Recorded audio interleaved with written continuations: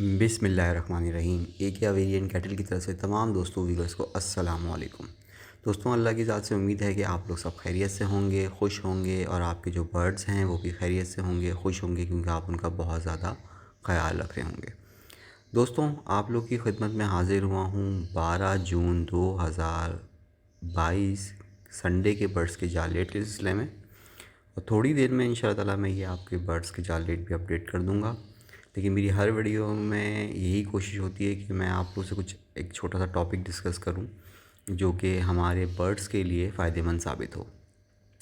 मैं इस वीडियो में भी यही बात कहूँगा कि मेरे जो भी टॉपिक्स होते हैं वो हमारे जो न्यू फैंसियर्स होते हैं या जो नए आना चाहते हैं या जो वो आ चुके होते हैं, जिन्होंने बर्ड्स परचेज़ किया होता है, अब वो बेचारे वेट कर रहे होते हैं ब्रीडिंग के लिए। तो जो है उनके लिए मेरी ये छोटे छोटे टॉपिक्स होते हैं ताकि उनको मेरी वीडियो देखने के बाद, सुनने के बाद जो है वो कुछ जो उनके मसले मसाइल हैं वो कम हो जाएं। दोस्तों, आज की वीडियो का मेरा जो टॉपिक है वो है आई इन्फेक्शन। देखा ये गया है कि अब जो है पिछले 4-5 सालों में आई इन्फेक्शन बहुत कॉमन हो गया है और हर मेरा दोस्त, हर मेरा व्यूअर्स और जो है जो भी देखने वाले हैं वो बहुत कंप्लेन करने लग गए हैं कि हमारे बर्ड में आई इन्फेक्शन हो गया है। दोस्तों, इसकी एक तो सबसे बड़ी वजह मैं यहाँ पे आपको ये बता दूँ कि क्लाइमेट बहुत रैपिडली यानी कि बहुत जल्दी चेंज हुआ है पूरे वर्ल्ड का। तो अब इसमें अच्छा, आई इन्फेक्शन की जो सबसे बड़ी वजह जो देखी गई है वो ये देखी गई, या तो सर्दियों से गर्मियाँ आएँ या फिर गर्मियों से सर्दियाँ आएँ, यानी कि दोनों जब मौसम चेंज होते हैं और बहुत अपने पीक पे आते हैं तब ये आई इन्फेक्शन के चांसेस बढ़ जाते हैं। अच्छा, नॉर्मली ये देखा गया है कि लोग ये कहते हैं कि नहीं गर्मियों में खाली ये बढ़ता है, तो ऐसा नहीं है कि, लेकिन ऐसा नहीं है। ये दोनों क्लाइमेट में यानी कि दोनों वेदर्स में ये आती हैं प्रॉब्लम्स। तो हमें कोशिश यही करनी चाहिए कि अपने बर्ड्स का जो हम उनको जिस टेम्परेचर में रख रहे होते हैं, जिस इन्वायरमेंट में हम रख रहे होते हैं, तो उसको मेंटेन करें। दूसरी बातें मैं यहाँ पे ये ज़रूर बताना चाहूँगा कि अपने केजेस की बहुत अच्छी से सफाई रखें, उनका दाना पानी जो है वो टाइम टू टाइम करें। अच्छा, यहाँ पे एक चीज़ मैं और बताऊँगा कि लोग अक्सर कहते हैं कि कुछ नहीं होता, आप इसको ऐसे ही छोड़ दें, ये ठीक हो जाएगा।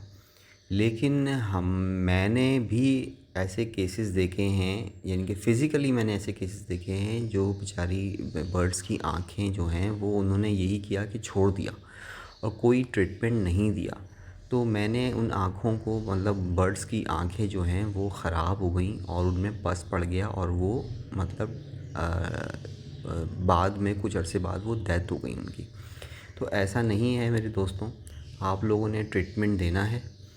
अब ट्रीटमेंट इसके लिए कोई एक नहीं है, डिपेंड करता है कि आपके बर्ड की आँख में कैसा इन्फेक्शन है। अगर आप उस इन्फेक्शन को बहुत जल्दी रेक्टिफ़ाई कर लेते हैं या ऑब्ज़र्व कर लेते हैं कि ये प्रॉब्लम आ रही है, तो उसमें जो है वो आपको बड़ी आसानी है और आपका बर्ड बहुत जल्दी जो है ठीक हो जाएगा। तो दोस्तों, मेरी वीडियो का मकसद या आज के जो टॉपिक का मकसद ये है कि आप लोगों ने जो है वो ऐसा नहीं है कि जो अगर बर्ड की आँख आप देख रहे हैं कि वो उसमें इन्फेक्शन आपको बहुत क्लियरली नज़र आ रहा है, तो उसको बग़ैर ट्रीटमेंट के ना छोड़ें, उसका ट्रीटमेंट करें। ठीक है, इसके लिए बहुत सारी चीज़ें आपको जो है ना वो बता भी दूंगा मैं इंशाल्लाह ताला। नेक्स्ट वीडियो में मैं आपको यही मैं चीज़ें डिस्कस करूंगा, लेकिन एक सरसरी सा मैं आपको एक चीज़ बता दूं कि आपने इसमें एंटीबायोटिक भी देनी है इसको, बर्ड को। एंटीबायोटिक बेसिकली क्या है, जो भी इन्फेक्शन होता है उसको वो रोकने की कोशिश करता है। इसमें जो मैं अब आज तो आपको एक एंटीबायोटिक का नाम बता देता हूँ, वो है विब्रामाइसिन। विब्रामाइसिन जो है वो बहुत ही कॉमन सी एक एंटीबायोटिक है जो कि हम नॉर्मली जो है वो परिंदों को देते हैं। और अक्सर मेरे दोस्तों ने, अक्सर मेरे व्यूअर्स ने जो है वो यही पूछा है विब्रामाइसिन दे दें हम। तो मैंने उनसे कहा कि हाँ बिल्कुल, आप अगर कंडीशन इस तरह की है तो आप दे दें। अब बात यह है कि सिर्फ विब्रामाइसिन ही नहीं है कि जो कि इसका मुकम्मल तौर पे ख़ात्मा करे। हाँ, ये ज़रूर है कि ज़ाहिर सी बात है, जब बर्ड की बॉडी में एंटीबायोटिक जाएगी तो होता ये है नॉर्मली कि उस खाने की जो एक मकदार होती है वो कम हो जाती है। तो हमें चाहिए कि हम उसकी खाने की मकदार को भी बढ़ाएं, यानी कि आपने उसके साथ दूसरी दवाइयाँ भी मेडिसिन देनी हैं, ताकि वो अपने आप को, यानी कि अगर एंटीबायोटिक उस इन्फेक्शन को ख़त्म कर रहा है तो फिर जो है पेट में जो है उसको ग़िज़ा भी चाहिए, तो उसको भूख भी लगानी है, यानी कि उसको ऐसी भी मेडिसिन देनी है कि उसको भूख लगे और जो है वो उस चीज़ों को मतलब यानी कि वो खाने पीने की तरफ राग़िब रहे। अगर उसके पेट में दाना जाता रहेगा तो इंशाल्लाह ताला बहुत जल्दी रिकवर हो जाएगा। बेसिकली इस आई इन्फेक्शन का जो ड्यूरेशन है, अगर आपने बिल्कुल टाइम पे उसको जो है वो चेक देख लिया और उसको जो है वो रेक्टिफाई करने की कोशिश करी, तो बेसिकली मैं यहाँ पे एक चीज़ आपको बताऊँ कि डायग्नोस करना ही सबसे बड़ा जो है वो मरहला है। क्योंकि ज़ाहिर सी बात है, जो मेरे न्यू फैंसियर्स हैं और जो बेचारे नए आना चाहते हैं, तो उनको इतना आइडिया नहीं होता कि आखिर के ये आई इन्फेक्शन की वजह मतलब किस तरह से इसको देखा जाए कि मतलब पता चले कि ये आई इन्फेक्शन है। नॉर्मली जो है बर्ड जो है वो अपनी आंखें बंद करता है, बहुत जल्दी जल्दी झपकता है, बंद करता है, और आपको बड़ा क्लियरली दूसरे बर्ड के मुकाबले में वो नज़र आ जाएगा कि इसकी आंखों में ज़रूर कुछ ना कुछ प्रॉब्लम है, कि ये बार बार अपनी आंखें बंद कर रहा है या बंद एक आंख बंद करके रखता है, दूसरी खुली हुई होती है। तो ये चीज़ें आपको ऑब्ज़र्व करनी पड़ेंगी। तो दोस्तों, अगर आप ये सब चीज़ें चेक कर लेते हैं और आप समझते हैं कि हाँ, ये तो मसला आई इन्फेक्शन की तरफ ही लग रहा है, तो आप उस बर्ड को एक अलग केज में डाल लें, तो आपको मज़ीद आसानी हो जाएगी उसको उसका यही प्रॉब्लम, यानी कि आई इन्फेक्शन का प्रॉब्लम डायग्नोस करने में। फिर आपको और आसानी हो जाएगी उसको उसका ट्रीटमेंट करने में।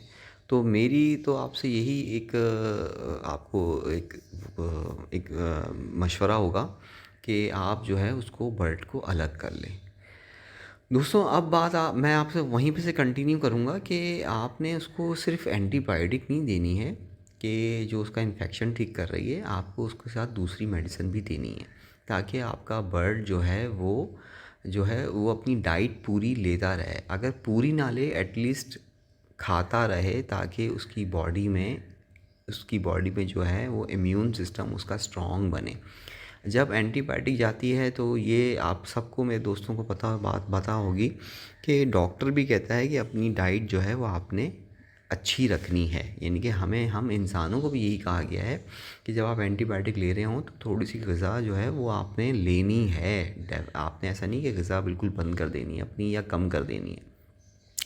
तो बताने का मकसद यही है मेरे दोस्तों, कि जो है वो एंटीबायोटिक ही सिर्फ इसका ट्रीटमेंट नहीं है, आपने इसके साथ दूसरी मेडिसिन देखी। तो मैं इंशाल्लाह ताला जब मैं इस नेक्स्ट वीडियो बनाऊंगा नेक्स्ट संडे के लिए, तो मैं उसमें आपको इन सारी मेडिसिन्स के नाम भी बताऊंगा और इंशाल्लाह ताला पूरी डिटेल में आपको इसका ट्रीटमेंट भी बताऊंगा। तो मुझे उम्मीद होगी कि, लेकिन आज की वीडियो में सिर्फ मैं विब्रामाइसिन की मैंने बात करी है, तो वो आप बिल्कुल उसको अप्लाई करें, ठीक है। और मुझे उम्मीद है कि 4 दिन के अंदर इंशाल्लाह ताला जो भी इन्फेक्शन होता है वो इसमें बर्ड जो है उससे रिकवर हो जाता है। तो इससे पहले कि वो जो है वो इन्फेक्शन बहुत ज़्यादा बढ़े, तो हम उसको शुरू में ही रोक लें, तो हमारा बर्ड जो है वो बच जाएगा, ना कि उसकी डेथ होगी। तो एक नुकसान से हम बच सकते हैं शुरू में ही। दोस्तों, ये थी मेरी आज की वीडियो का टॉपिक। मुझे उम्मीद है कि मेरी इस टॉपिक को आप लोग समझ गए होंगे और इंशाल्लाह नेक्स्ट टाइम आप लोग को जो है कि वो किसी भी किस्म की प्रॉब्लम नहीं होगी और आप बहुत जल्दी अपने बर्ड को जो है वो ऑब्ज़र्व भी कर लेंगे कि आगे कोई बीमारी तो नहीं है, और उसके बाद वो इंशाल्लाह ठीक भी हो जाएगा। तो दोस्तों, इसी के साथ चलते हैं 12 जून 2022 संडे के बर्ड्स के जालेट सिलसिले में। और जालेट कुछ इस दफ़ा हमें जो मौसूल हुए हैं वो कुछ इस तरह से हैं, लेकिन मैं आप लोग को फिर यही कहूँगा, क्योंकि मेरे बहुत सारे व्यूअर्स और दोस्त लोग जो हैं वो शिकायत कर रहे हैं जालेट के हवाले से। तो दोस्तों, बेसिकली हर कोई मैं यहाँ पे किसी एक की बात नहीं करूँगा या अपनी बात नहीं करूँगा या मैं किसी जाल वाले की बात नहीं करूँगा। हर कोई यही चाहता है कि उन्हें ज़्यादा से ज़्यादा मुनाफा हो। हम ज़ाहिर सी बात है जो ब्रीडर्स हैं हज़रात जो हैं या मेरे जो दोस्त हैं जो छोटे मोटे मतलब उन अपना जो है वो बर्ड का काम कर रहे हैं, तो वो जब इतनी मेहनत करते हैं तो वो भी ये चाहते हैं कि हमें थोड़े मुनासिब पैसे मिलें, ताकि हमारे बाजरे के जो यानी कि दाने के जो पैसे हैं वो भी निकलें। दूसरा ये कि जो हमारी मेहनत है उसका हमें कुछ ना कुछ जो है मुआवज़ा मिले। तो दोस्तों मैं आज फिर आपको यही बात बोलूँगा रेट बताने से पहले कि अगर अल्लाह के हुक्म से आप लोगों में होल्डिंग पावर है तो उसे रोक के रखें। मुझे पूरी उम्मीद है कि इंशाल्लाह 2 महीने में या 2 महीने के बाद जो है बर्ड के रेट ज़रूर बढ़ेंगे। तो दोस्तों इसी के साथ मैं आपको फिर यहाँ पे दोबारा जो है वो जाल रेट बताता हूँ। और इस दफ़ा के जो जाल रेट हैं वो कुछ इस तरह से हैं। बजरी ब्रीडर पेयर 300 रुपये से 320 रुपये का। बजरी पट्ठा पेयर 200 रुपये का। ब्लू पसनाटा ब्रीडर पेयर 2500 रुपये का। ब्लू पसनाटा पट्ठा पेयर 1800 रुपये का। फिशर ब्रीडर पेयर 1700 रुपये। फिशर पट्ठा पेयर 1300 रुपये का। Love bird colour love bird की बात कर रहा हूँ मैं। Colour love bird breeder pair 2800 रुपये का। कलर लव बर्ड पट्ठा पेयर 2000 रुपये का। Albino red eyes breeder pair 18,000 रुपये का। अल्बाइनो रेड आइज पट्ठा पेयर 15,000 रुपये का। Albino black eyes breeder pair 8,000 रुपये का। अल्बाइनो ब्लैक आइज पट्ठा पेयर 7,000 रुपये का। कलर लवबर्ड ब्रीडर पेयर 3,000 रुपये का। कलर लवबर्ड पट्ठा पेयर 2,000 रुपये का। Cocktail cream cocktail breeder pair 4,000 रुपये से 4,500 रुपये का। क्रीम कॉकटेल पट्ठा पेयर 3,000 रुपये से 3,500 रुपये का। पर्ल कॉकटेल पाइट में ब्रीडर पेयर 2500 रुपये का। 2500 रुपये से 2800 रुपये का। पर्ल कॉकटेल पाइट में पट्ठा पेयर 2200 रुपये का। ग्रे कॉकटेल ब्रीडर पेयर 2,000 रुपये का।